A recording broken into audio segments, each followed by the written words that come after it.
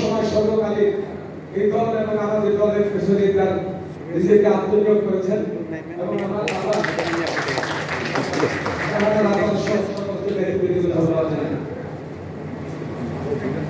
আমি 31 দফা দাবি বলে সাথে কথা বলতে চাই। এখন কিন্তু 31 দফা দাবি দেওয়ার অথবা রাষ্ট্র মেরামত করার বিষয় না, কিন্তু আমাদের নেতা তারেক রহমান কতটুকু দূরদর্শী নেতা হলে তিনি বিরোধীদের অর্থাৎ দেশের বাইরে থাকা অবস্থায় দেশের সংকটকালীন সময় তিনি রাষ্ট্র ক্ষমতা যান নাই, তারও আগে তিনি জাতির উদ্দেশ্যে জাতির নেতাকার হিসাবে উপস্থিত হয়ে হিসাবে তিনি 31 দফা মেরামত কর্মসূচি ঘোষণা দিয়েছেন। আমি এই দফাটা ঘোষণা দেওয়ার পরে আমি চিন্তা করলাম যে মেরামত শব্দটাকে আমাদের যে রহমান এবারের প্রতিষ্ঠাতা জিয়াউর রহমান, এদেশের স্বাধীনতা ঘোষক জিয়াউর রহমান ক্ষমতায় আসার পূর্বে নির্বাচনের আগে তিনি 19 দফা কর্মসূচি ঘোষণা করেছিলেন। শেখ মুজিব তার শাসনামলে পঞ্চবার্ষিক কর্মসূচি ঘোষণা করেছিলেন।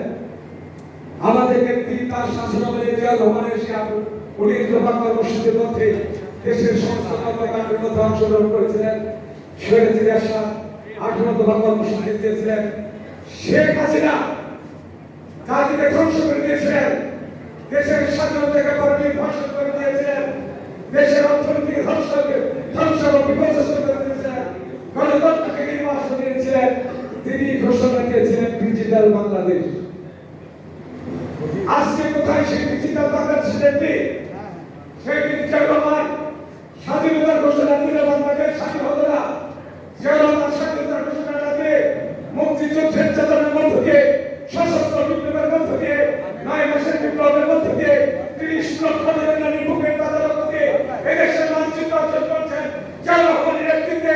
জিয়াউর রহমানের নেতৃত্বে সেই জিয়াউর রহমানকে স্বৈরাচারী শেখ হাসিনা বলতেন, দেশপ্রেমী বলতেন, তাকে বলতেন পাকিস্তানের অনুচর, পাকিস্তানের গুপ্তচর। আরেকদিকে শেখ মুজিব যখন ক্ষমতায় এসেছিলেন, জিয়াউর রহমান রাত্রি পর্যন্ত শেখ মুজিব গ্রহণ করে নাই।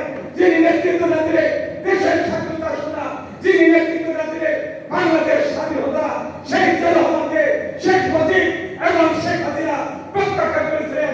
একটা মধ্যে কারণ ছিল জিয়াউর রহমান যদি বেঁচে থাকে, স্বাধীনতা হাজার বছর বেঁচে থাকবে বাংলাদেশের মানুষের কাছে।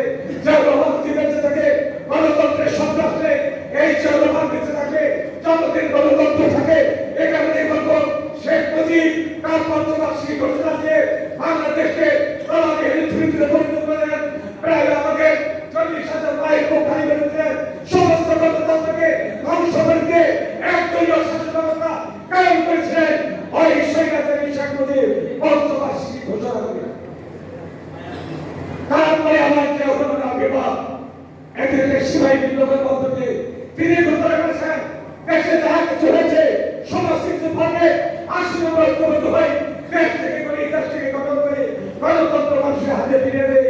তার নেতৃত্বে বহুদলীয় গণতন্ত্র প্রতিষ্ঠা লাভ করেছিল, সমস্ত দলকেও স্বাধীনতা অর্জন করেছিল, সমস্ত সংবাদপত্রে সাংবাদিকরা মনের মধ্যে বিভাজন দিয়ে সমস্ত রকম লিখতে পারতেন, বলতে পারতেন।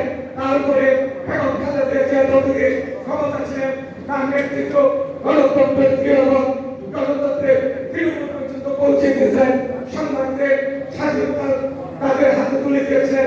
এদেশের গণমানুষের বলানো ঠিক ছিল দেশকে উন্নয়নের শীর্ষে নিয়ে দিলেন।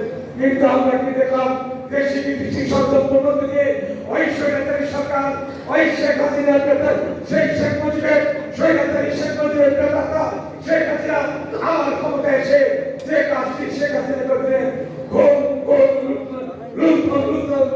লুণ্ঠনের মানবতা নির্যাতন করে আমার মতো করে শেখ হাসিনা বাংলাদেশকে ধ্বংস করে চেয়েছেন। এই শেখ হাসিনা বাংলাদেশ উন্নয়নের নামে ডিজিটাল বাংলাদেশ করেছিলেন। আপনার আজকে সেই বাংলাদেশকে ধ্বংসের মুখে নিয়ে বাংলাদেশকে সে নির্ভরশীল করা হয়েছিল বিদেশি রাষ্ট্রের কাছে, বাংলাদেশকে তুলে দিয়েছিল। যে কারণে 18 সালে নির্বাচনে হোসেন মোহাম্মদ, 14 সালে নির্বাচনে, 18 সালে নির্বাচনে আমরা নির্বাচনে যেতে চাই নাই। হোসেন মোহাম্মদের সাথে ভারতের পররাষ্ট্রমন্ত্রী আছে, তাকে নির্বাচনে যেতে বাধ্য করা হয়েছিল। তার একটি মাত্র কারণ, এই শেখ হাসিনা ক্ষমতায় এসে বাংলাদেশকে ভারতের একটি আন্তঃরাজ্য পরিণত করেছিলেন।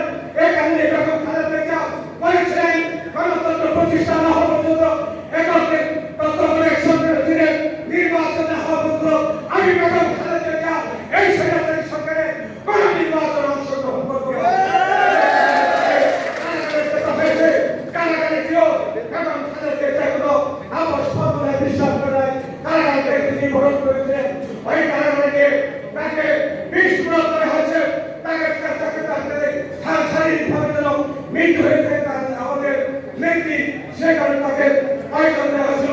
এই বিষয়ে বিস্তারিত বলতে পারবেন আমাদের নেতৃত্বে শুরু থেকে তিনি সেবা দিয়ে যাচ্ছেন আমাদের ডাক্তার জাহিদ ভাই, তার মধ্যে বিস্তারিত শুনবেন।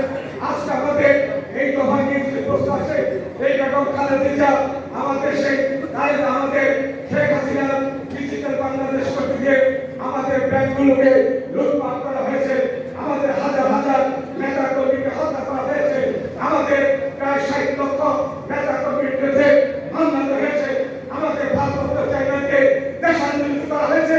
পারে নাই ওই যে আমার পরিবারকে ধ্বংস করে দেওয়ার জন্য যেটা ছিল শেখ হাসিনা উদ্দেশ্য, বেগম খালেদা জিয়াকে জেলে দিয়ে আর জিয়া পরিবার থাকবে না আল্লাহ রক্ষা করেছেন। আমাদের তারেক রহমান ওই ব্যক্তির হাজার থেকে ঘোষণা দিয়ে জাতিকে ঐক্যবদ্ধ করেছিলেন। ওই জাতি ঐক্যবদ্ধ হয়েছিল বলে সর্বশেষ জুলাই আগস্টের আন্দোলনের মধ্য দিয়ে এই স্বৈরাচারী শেখ হাসিনা পালিয়ে যেতে বাধ্য হয়েছে। আজকে যেই ভারতের মধ্যে থেকে অনেক রকম ষড়যন্ত্র করা হচ্ছে, আমরা ভারত সরকারকে জানিয়ে চাই এই অপরাধীকে ফিরিয়ে দেওয়া হোক, এই গণহত্যাকারীদের ফিরিয়ে দেওয়া হোক। আজ আমরা ভারতকে দোষারোপ করবো, এই মোদী সরকারকে বলবো হয়তো এই গণহত্যার সাথে ইন্ডিয়াও জড়িত। তাহলে হবে কেন পৃথিবীর কোন দেশে শেখ হাসিনাকে কোথাও দেওয়ার পারমিশন অথবা কোথাও কোন রাষ্ট্র তাকে গ্রহণ করে নাই। আজকে ভারত বলছে তাকে রাজনৈতিক নিরাপত্তা দেওয়া হয়েছে। আমরা বলবো সমস্ত কিছু এইটা ভারতের অপরাধ। বাংলাদেশের খুনিকে আশ্রয় দিতে পারে না, এমন ভাবে হাজার হাজার নেতা কর্মীকে খুন করা হয়েছে। সেই খুনিকে আশ্রয় দেওয়া মানে বাংলাদেশের অপরাধকে তারা বাংলাদেশের এই অপরাধের সাথে ভারত জড়িত। আমি বক্তব্য করতে চাই না, আসল